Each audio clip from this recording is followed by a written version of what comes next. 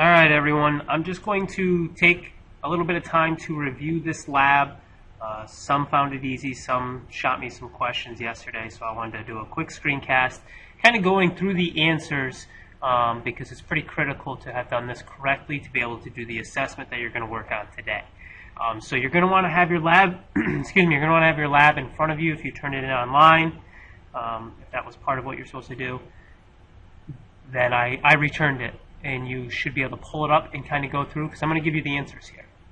Okay, so have that in front of you so that you can have the correct answers. I marked who had it done already. I went through and made sure people got it done, or I messaged you if you didn't. So you can open those up. They'll probably be in your drive if I return them, or they might just be in Classroom. So take a second, find those, open those up before I get started here. So you might want to pause this until you do that. Okay. Now, once you have them in front of you, I'm not going to go through probably every single question. I'm going to make these slides available to you if you want to go through. I might skim over some of the answers. I do have them all here, but I might not go over all of the answers. So if I don't go over all the answers in this video, certainly pop open the slides presentation and you'll be able to see the answers for yourself. So we look at Reconstruction. We looked at the success, the extreme success, the unbelievable success that African Americans had during Reconstruction, being elected to office, over 1,000 of them being elected to high offices such as senators, members of the House of Representatives, governors, secretaries of states, and eventually even cabinet members for president. That's people serving right under the president.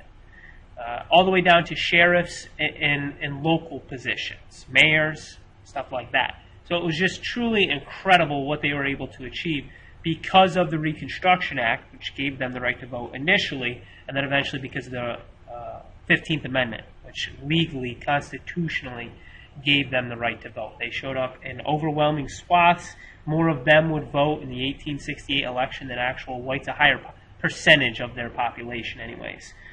Would turn out, and the results would show that with so many getting elected. So, unfortunately, that would come with some backlash. You would have the start of white supremacy groups. You would have groups that would literally be organized solely to terrorize African Americans and Republicans, because Republicans are the party that is allowing this to happen. They're allowing equality to take place. Their whole purpose is to stop this through terror primarily. So we're going to take a look at this backlash and how Reconstruction came to an end. The first half we saw a lot of good things. Second half we're not going to see as much. So the first thing I had you look at was the Ku Klux Klan. They were the first organization to really illustrate backlash over the election results in 1866 and in 1868, and they're going to rise to prominence primarily in this 1868 election, which is where you are really going to see a lot of African Americans gain positions. So they are going to come about during and primarily because of this election and the 1866 election, which the 1866 election is not going to be a presidential election. It is going to be where they're electing senators, members of the House of Representatives, governors, all of those. So still some very high positions. They're going to kill a lot of Republicans and freed people, as this document says, thousands of them across the South throughout this time period of Reconstruction and even into the time period of what we're going to look at next, which is Redemption. Most people even know them today as the hate group that wears the white robes, the white hood. That all started back then, and their method of fear was to show up at people's houses at night and just threaten their lives. Sometimes beat them, pretty much hide their identity and provoke fear in these people. And the violence will get worse as the organization grows. I had you look at an actual story of someone who came in contact with the Ku Klux Klan. Abram Kobe was an African American who actually tried to run for office, and this is an actual transcript from an interview of him, and he kind of explains what happens. Essentially what happens is they break into his house, they drag him out in the woods, they tie him up, and they nearly beat him to death. He talks about the types of men who do this, which are first-class men, which is why the transcript is titled First-Class Men of Our Town. You know, he's naming lawyers, doctors, farmers, people who are the highest in his town are the people committing these heinous acts. And he's even asked about speaking out. Even if you're not running for office, just speaking out, which we will see the results later in this lab. He says, really, no Republican, whether you're white or colored, you cannot speak out about politics in their county, or you will have exactly what happened to him happen to others. Okay, so that was just an example.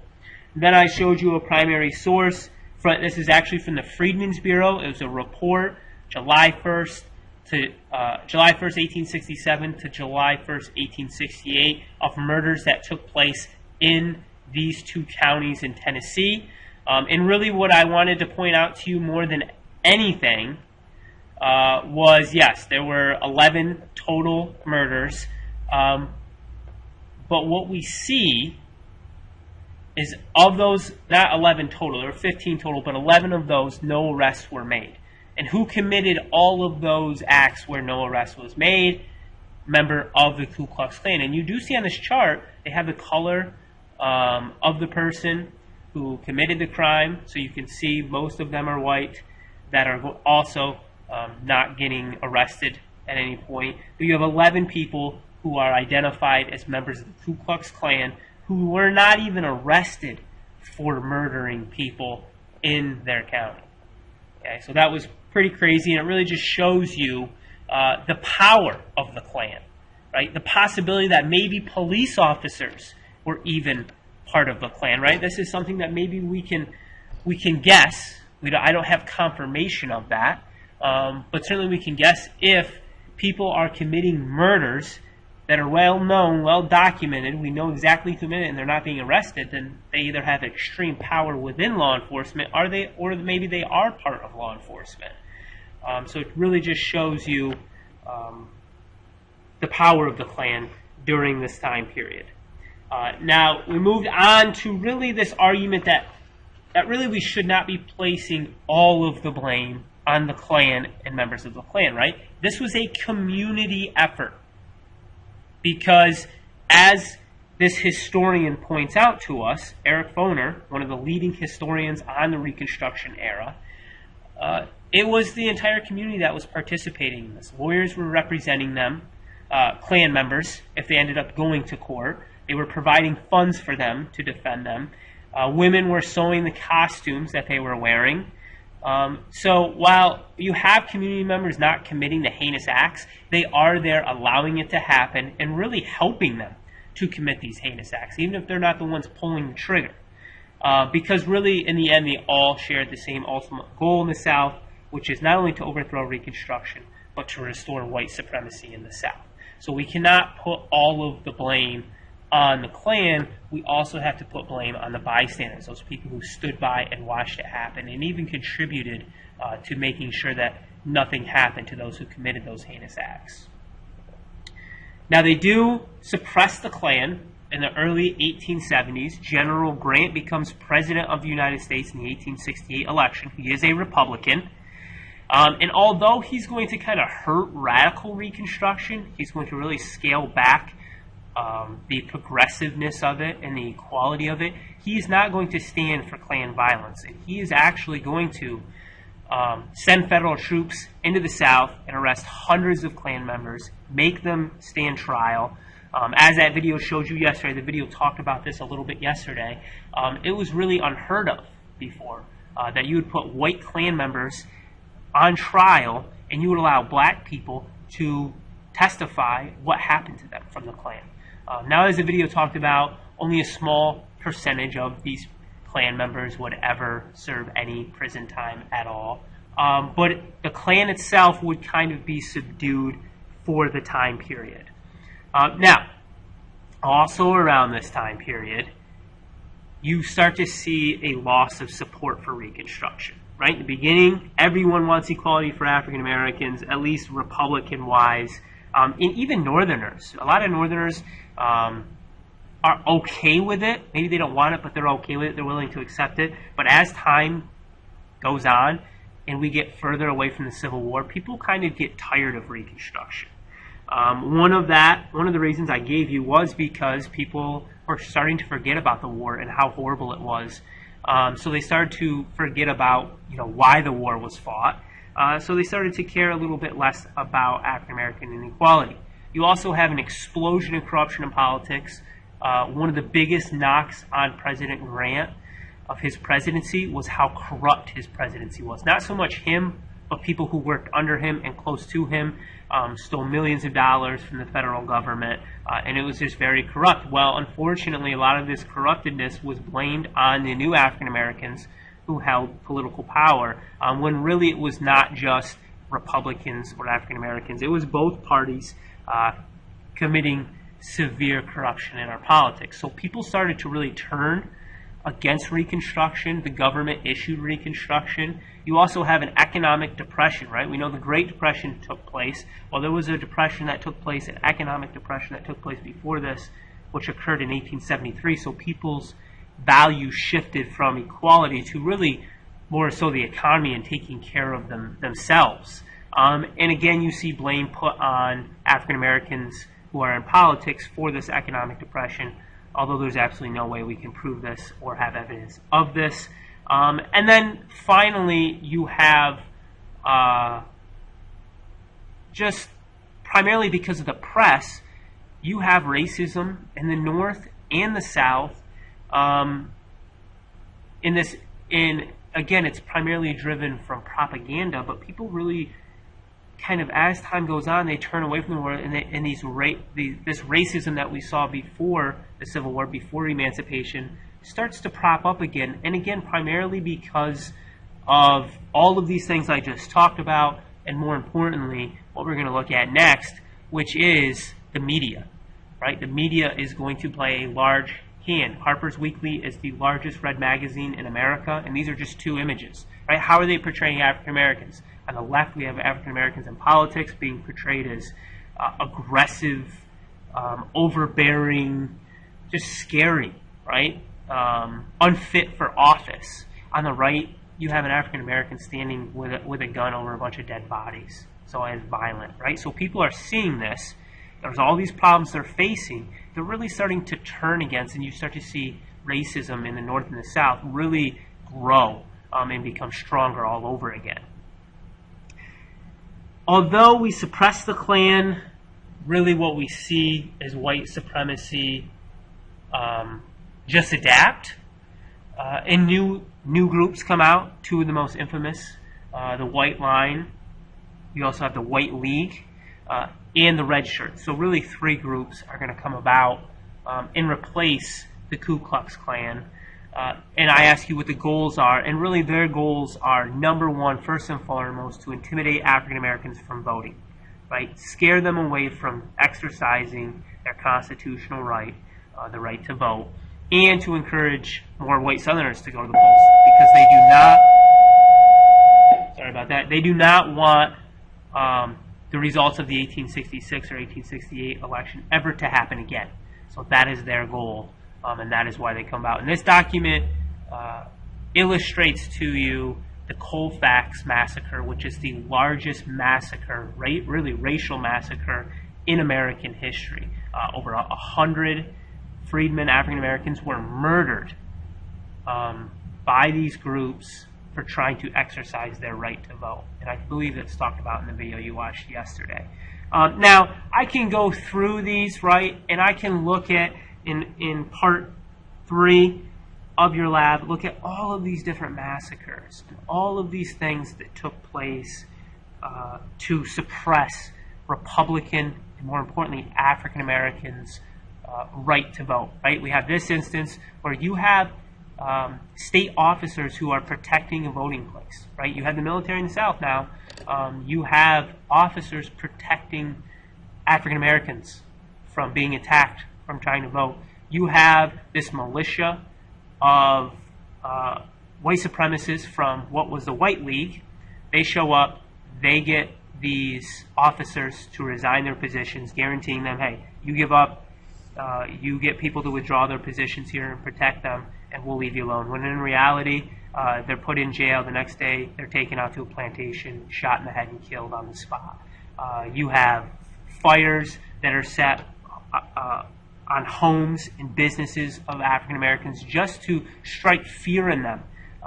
In Mississippi, you have someone who is simply saying they're going to vote Republican, who is shot in the head, 2 people who are shot in the head simply for speaking in the middle of a parade that they are going to vote the Republican ticket. In addition to violence, you simply have people who are not counting their vote, who are, people are showing up to vote and they're saying, and we see this today, this is the #1 form of voter suppression today, people's names just vanishing off of voter registration dockets. People register to vote, they go to the polls, they say, oh, you're not registered to vote. And then the people can't vote. Well, that's what would happen back then, although these people truly were registered to vote, and they couldn't vote, right? So they didn't just use violence.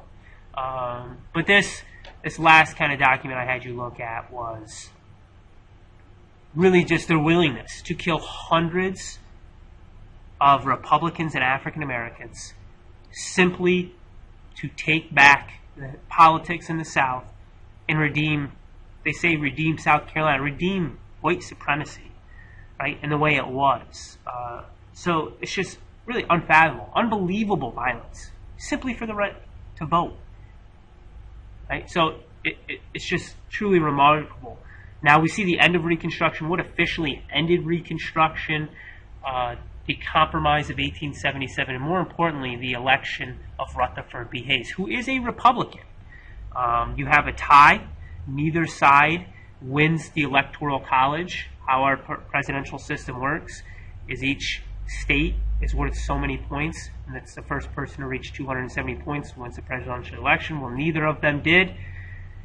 So they offer Hayes the presidency as long as Democrats will be allowed to take control of the governments in the South. What that means is, as his first act showed, removing the military from the South, which was kind of the final protection, which they didn't even do a very good job towards the end of Reconstruction. It's kind of their final attempt to get rid of Reconstruction in the South. So his removal of troops in the South, his election, the deal that was made with the compromise, is what officially ends Reconstruction in the South. Now, this is kind of what your assessment is going to be based on. Is this last little post, the last question I asked you, if you read through it, lawless and utterly undemocratic means were employed to secure the desired outcome, which was to win a lawful democratic election. While these groups succeeded at returning their state governments to the Democratic Party, one aspect of the strategy may have failed. According to election records, the number of voters from African American communities actually rose at the height of violence. So the worse the violence got, our election records show that more African Americans turned out to vote. Right? So that just shows you how resilient this group of people are throughout our history. We saw it in slavery. All of the different ways that they resisted, whether it be minor or whether it be running away, poisoning, slave insurrections, rebellions. They were always resilient and never giving up and fighting to overtake slavery. In the Civil War, they're being mistreated, they're being underpaid, they're not getting the equality they deserve, just to fight for their freedom in the Civil War. Yet they overcome that, and hundreds of thousands of them volunteer and fight on the front lines to fight for their freedom, even though the conditions were not fair. And then again, we see it here, right? We see extreme violence, unfathomable violence. How did this happen? Yet you see thousands of them winning office. So that is truly what you are going to be assessed on, which is what you need to pull up your assessment, read through it. You are just really pulling out specific examples from the past things we talked about. You are using the examples that you just learned about here. I would use that statement that I just read, that last statement I just read, as some of your specific evidence. The radical Reconstruction or radical Republicans hyperslides that you did, I would use those, primarily the statistics in specific people who held office, that really just illustrates here's what they were able to do despite the violence that was occurring. So just, you are illustrating the resiliency really up until Reconstruction. We're going to continue to see it, but this is truly remarkable, the resiliency that they show during this time period specifically. So complete that today. That's really all I have for you. It was to review this, complete that, get that turned in by the end of class. And tomorrow we are going to be starting a movie. So if you have Netflix, it's going to be an independent thing. You'll watch some of it tomorrow, some of it Thursday. If you don't have Netflix, you are going to Zoom with me, and I'm going to stream it live for you. So there'll be details in your post for today to be in contact with me so we can figure it out how you're gonna watch that. All right. So I hope you guys have an awesome day. I hope you took something from this. If you have any questions, message me on.